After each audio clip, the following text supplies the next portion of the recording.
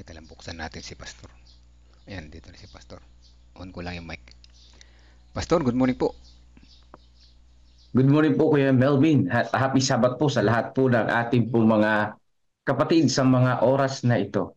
Ayan. So ang ating pong date ay August 3 at patuloy tayong pinagpapala ng ating Panginoon sa pagkakataon na ito. Ang utang natin.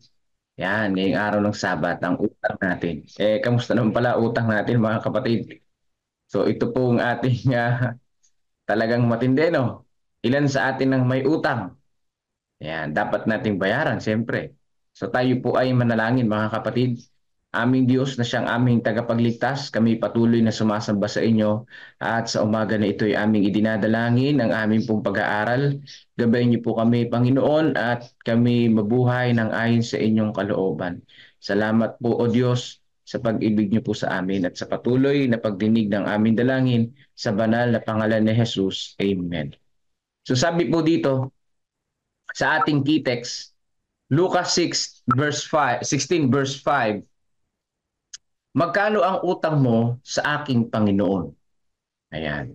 So ito po ay isa sa mga kwento na tungkol sa pagkakautang na talagang may naniningil.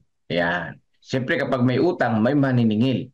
At uso yan sa ating panahon at marami nga ang mga pautang ngayon. Katulad na sa Bombay, katulad sa mga 5-6, di ba? Marami. Kahit sa application, maraming pwedeng utangan. At yung uutangan sa bangko at saka yung sa mga sa cellphone, napakadami mga kapatid. At lahat ng yun ay form ng pag-uutangan. Tiyakin lamang na hindi tayo malulugi at mababaon sa utang. Ayan.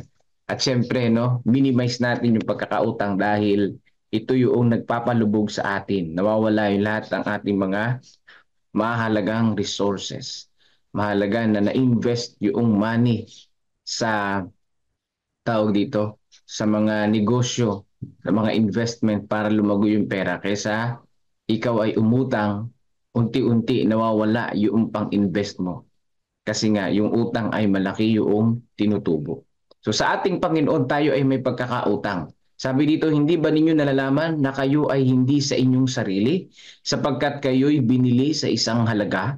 Sabi sa 1 Corinthians chapter 6 verses 19 to 20. Tayo po mga kapatid ay binili sa halaga ng Panginoon. May pagkakautang tayo sa ating tagapagligtas. Gaano kalaking halaga ang ibinayad para sa atin? Masdan ang krus at ang biktima na ibinayubay dito. Masdan ang mga kamay na yaon na binutas ng mga malupit na tako. So dito po, sino po yung pinagkautangan natin si Jesus Christ? Na biktima ba? Na nakabayubay sa krus, pinatay para po sa bawat isa sa atin. Grabe itinakda na yun, ano? At itinakda pa yun sa panahon pa ng Roman Empire kung saan napakatindi yung kamatayan ng isang kriminal. Pero hindi naman kriminal ang Panginoong Diyos, naakusahan lang. Pero matindi ang kamatayan ng isang makasalanan sa panahon na yon. Talagang ipapako sa krus. Mas maigi yung kamatayan dito sa Pilipinas sa panahon natin sapagkat i-injectionan lang, patay na. Di ba? O yung kukuryentehin, patay na. Pero yun, talagang torture, yung nangyari sa ating pong Panginoong Hesus. Masdan ang kanyang mga paa na iginapos ng mga tinik sa punong kahoy. Dinala ni Kristo ang ating mga kasalanan sa kanyang katawan. Ang pagdurusang yaon, ang paghihirap na yaon, ang halaga ng iyong katubusan. So ibig sabihin yung kahoy na pinagpakuan kay Jesus Christ hindi naman pala makinis. Yung pala ay may tinik-tinik, magaspang, masakit sa katawan yun pagka ganun. Hindi yung parang kinatam. Tapos hindi niliha yun pala at hindi nilagyan ng barnis na makinis. Unlike sa mga panahon natin ngayon, mayroong mga nagbubuhat ng cross. Di ba? Kapag mahal na araw, ay makikinis yung mga kahoy. Ano, kinatam. Tapos binarnisan pa. Pero sa panahon ni Jesus Christ, hindi pala. Basta lang pinutol yung punong kahoy na yun na pinagpakuan sa ating pong Panginoong Jesus na may tinik-tinik pa. Talagang grabe ang pasakit at hirap, ano?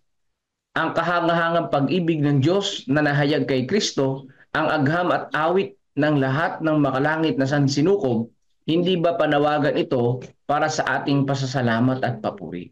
Yan, karapat-dapat na pasalamatan at purihin ang ating Panginoong Diyos. Yung mga awitan natin, yung pag-ibig natin sa Diyos ay mahayag ang ating tagapagligtas na siyang ating Diyos. Si Jesus Christ na nagkatawang tao, mga kapatid, kahit yung demonyo, pag nakita siya, talagang sinasamba ang ating pong Panginoong Hesus. Ayan. Talagang pag nakita siya, sasambahin siya.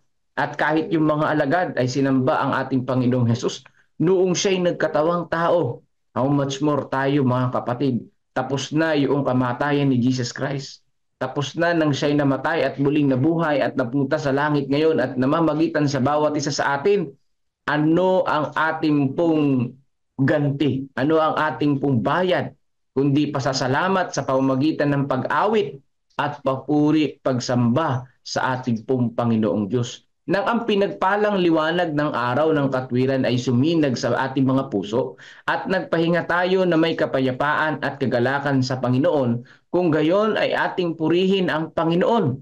Purihin natin siya hindi lamang sa mga salita kundi sa pagtatalaga natin sa Kanya ng ating buong sarili at lahat ng meron tayo. So papaano mga kapatid tayo ay magpupuri at magpapasalamat sa ating Panginoong Diyos? O sabi po diyan, lahat ng meron tayo ay italaga natin sa ating pong Panginoong Diyos.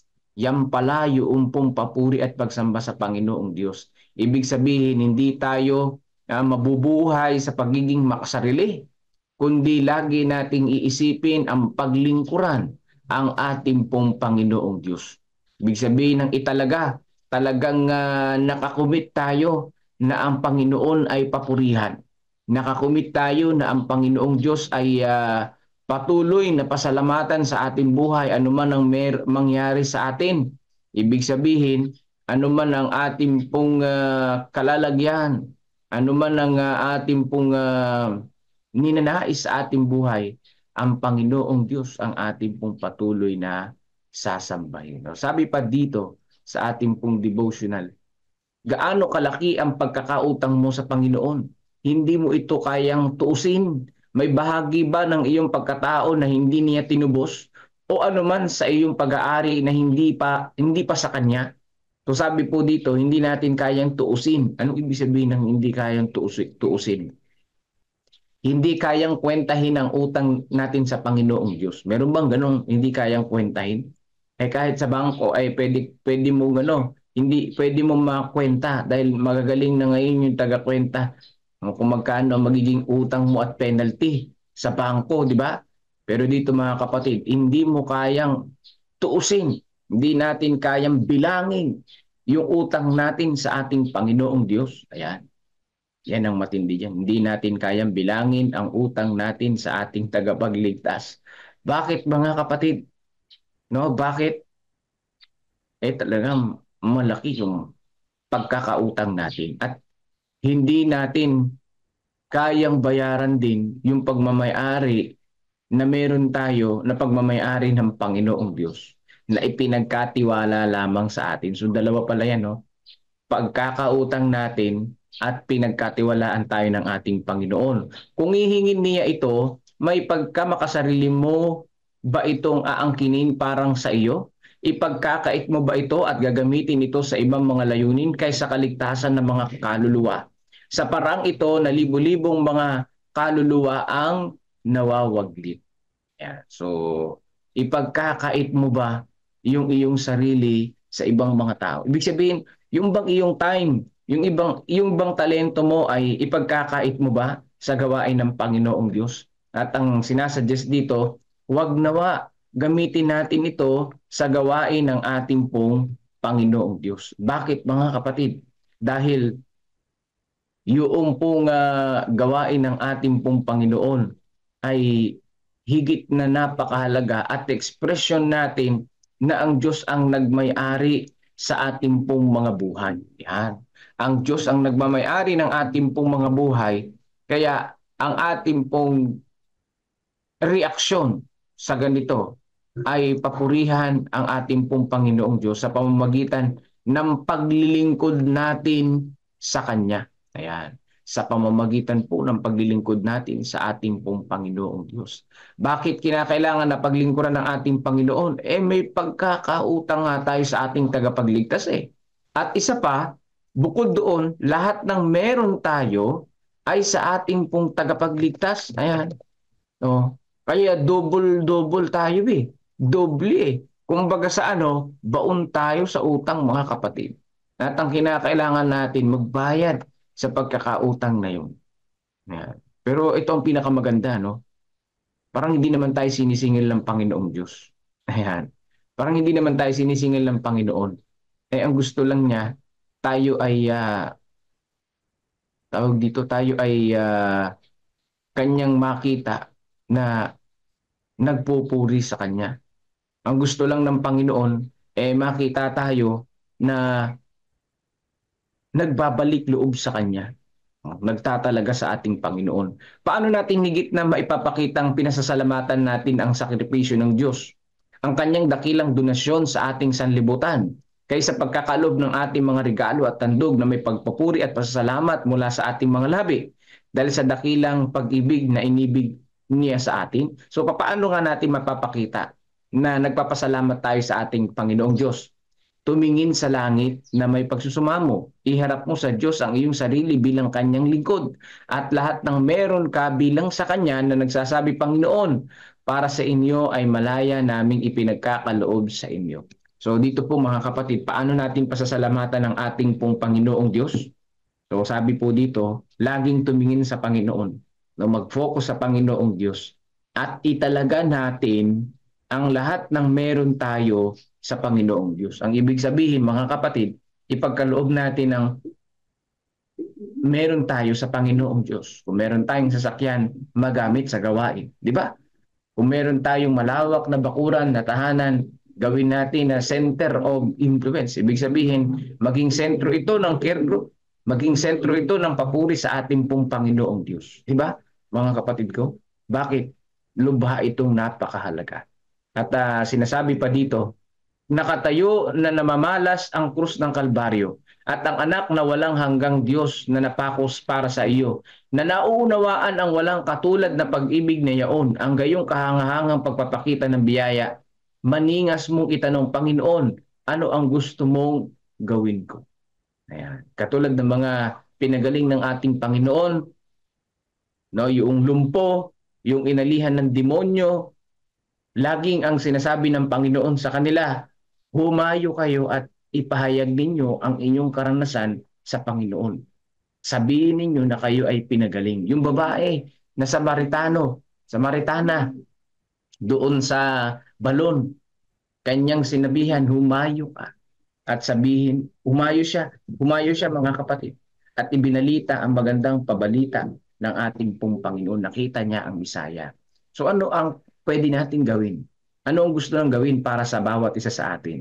Ipinagkaloob ng Panginoong Diyos ang lahat ng meron tayo, tinubos tayo ng ating Panginoon, nagkaroon tayo ng pagkakautang sa Panginoon para paglingkuran ng Panginoon habang tayo ay naghihintay sa ikalawang pagdating ni Jesus. At yan yung paraan ng pag-prepare na si Jesus ay muling babalik. No?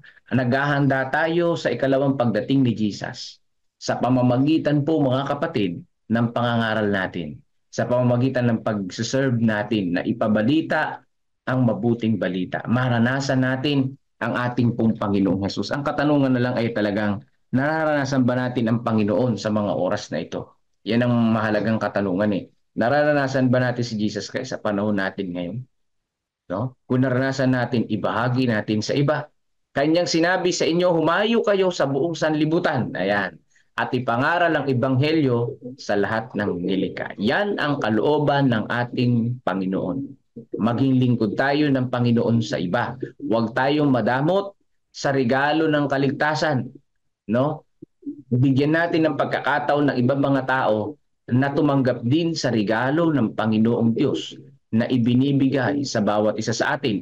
Kapag iyong nakita ang mga kaluluwang naligtas sa kaharian ng Diyos sa pamamagitan ng iyong mga kaloob at paglilingkod, magagalak ka, magkaroon ka ng pribilehiyong magampanan ang gawain ito. Masarap, ano? Mas maligayang pumunta rin sa langit kapag makikita mo doon yung mga pinaglingkuran na naroon at naroon at sumasamba rin sa Panginoong Diyos. Yun nga lang na pagkatapos mag-evangelism tapos during Sabat ay makikita mo yung mga nabautismuhan ay nagsumasamba sa Panginoon ay napakagandang tingnan na, di ba? Napakagandang pagmasdan na. How much more doon sa langit. Ang katulad na makapangyarihang meron ang apostol noon para sa mga gagawa ng paglilingkod sa Diyos ngayon. Yan. Yung ginawa ng mga apostol noon, yung ginawa ni Jesus Christ noon para sa paglilingkod natin sa ngayon. Kaya tayo nakapaglingkod sa Panginoong Diyos ngayon. Ngayon, yung paglilingkod natin sa Panginoong Diyos ay nahahanda rin naman ang paglilingkod sa mga susunod na panahon kung hindi pa darating ang ating pong Panginoong Hesus Kristo. Kaya po mga kapatid, patuloy nating isalin ang salita ng Panginoon sa lahat ng mga tao, sa lahat ng saling lahi ng mga tao. At ang Diyos ang bahalang magpala sa atin at magbigay sa atin ng lahat ng ating pangangailangan. Magkano ang utang mo sa ating Panginoon? Ang sagot ko, hindi ko alam. Hindi ko kayang kwentahin ang utang ko sa Panginoon. Ang kailangan ko lang ay bayaran ito sa pamamagitan ng paglilingkod sa Panginoon. Pero hanggang kailan? Infinite. Sapagkat yung utang natin sa Panginoon, hindi nga kayang kwentahin. So yung pambayad, hindi rin kayang kwentahin. Kaya hanggang may lakas tayo, hanggang may buhay tayo, maglilingkod tayo sa ating pong Panginoong Diyos. So happy Sabat po sa inyo pong lahat at pagpalain tayo ng ating Panginoon. Tayo ngayon ay mananalangin na at makikinig ng isang papuri para sa ating pong Panginoon sa pamamagitan po ng awitin. Ibalik na po natin ang pagkakataon kay Brother Melvin Villasano. Amang banal na makapangyarihan sa lahat. Patuloy ang aming pasasalamat sa mga ganito na kami ay pinalalahanan niyo muli sa pamamagitan ng magandang lesson sa umaga na ito. Kami bilang walang kakayahan na kayo ang may-ari na aming buhay. Utang namin sa inyong lahat. At sa kabila ng aming pagiging makasalanan, patuloy ang pagdagdag ng aming utang sa inyo. Dalangin po namin sa umaga nito na patuloy kami maging connected sa inyo at ng Holy Spirit ang manguna sa aming buhay, mabago ang aming karakter, unti-unti makabayad kami ng aming pagkakautang sa inyo sa pamamagitan ng aming paglapit sa inyo, pagbubukas ng aming puso upang kayo makapasok at kayang pangunahan ng aming buhay. Salamat po Ama sa mga morning devotionals na aming naririnig na patuloy na nagiging daan para kami patuloy na maalala namin kung ano ang aming kalagayan at patawad sapagkat kami ay mga nagkulang at nagkasala. Sa umaga na ito aming patuloy na sinasama sa panalangin ng bawat isa na sa aming patuloy na pakikinig ay samahan nyo kami nang kami ay patuloy na mamold sa pagiging isang tapat na lingkod po ninyo. Sa padalang araw ng Sabat na ito, dalangin namin ang bawat isa na pupunta sa mga church ay linisin niyo po ang aming mga puso at isipan, maitaas ang aming papuri po sa inyo at pagsamba. Ilayo niyo po kami sa anumang mga tukso, lalo na sa mga gadgets, upang sa ganun maging banal ang araw na ito at mapupurihan namin kayo ng wasto. Amin din dalangin ang iba pang mga prayer request ng kapatiran, ang mga nagpapagaling sa karamdaman, ang mga malayo sa aming mga tahanan ng mga kapamilya namin.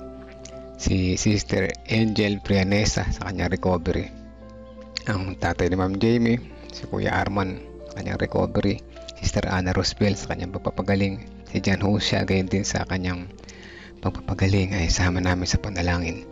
Gayon din ang mga iba pang mga pamilya na nakikinig ngayon ay patuloy namin sinasama sa panalangin ng aming kalusugan. Good health sa family ni Sister Medin Piliga Cotao, sina Hara and Cory, si family ni Ate Milen kasama yung kanyang mga anak at apo.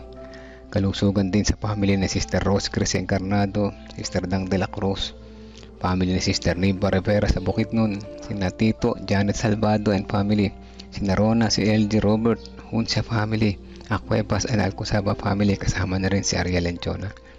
Sama din namin sa panalangin naman naghihintay ng baby, sina Pastor Nelvin, si Brother Kevin, Brother James at ang iba pa naming kapatiran na patuloy ang paghihintay sa isang munting anghel. Dalangin din namin ng kalakasan at recovery ng mga may mga karamdaman, sina Sister Dora Magana, Sister Nena Salazar, Sister Adel, si Tatay Carlito Tomas, parents ni Pastor Nelvin at ni Ma'am Karin. Ganyan din ng iba pang mga pamilya na may kasama sa buhay na nagtatrabaho sa malayo. Si Brother Rudy Masiklat, Sister Isa Erilla, Sister Joy Valencia, Sister Tintin Paa, Brother Buboy Paa, at iba pa.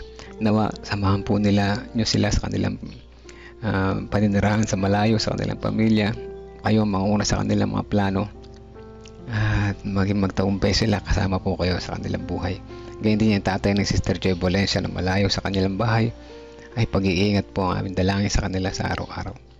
Ganyan din sa pagpapatuloy sa aming mga panalangin, kasama ulit namin sila Ding Bautista na may nagpapagaling pa rin sa kanyang sakit, si Pining Eugenio Javier, si John Paul Cheng, si Jinjin, Sister Percy, Sister Risa Enriquez, Ate Esther Lopez, si Marilita, Renato Santos, si Precious Cabasog, Princess Jorquina, si Aris C, si Brother Gary Mercado, Brid Renato, si Estrella Gargasin, Claire Andaya, Judelin Perolino, si Ate Sally Sanchez, Janet Ontivero, Gina de Guzman, Arturo Duque at Erlinda Duque. O dakilang Diyos sa mga kapatiran po na ito, kasama ng mga iba pa na hindi namin nabanggit. Gayon din kasama ng mga prayer request na laman ng aming puso at isipan sa ngayon. Maaring ito ay aming pamilya, maaring ito ay aming pinansyal na problema, maaring ito ay problema pang kalusugan. Inyo pong dinggin ang aming mga panalangin ayon sa inyong kalooban na hindi nang sa aming kagustuhan. At maraming salamat po sa patuloy na pagdinig sa aming panalangin. In Jesus' name we pray. Amen. Amen.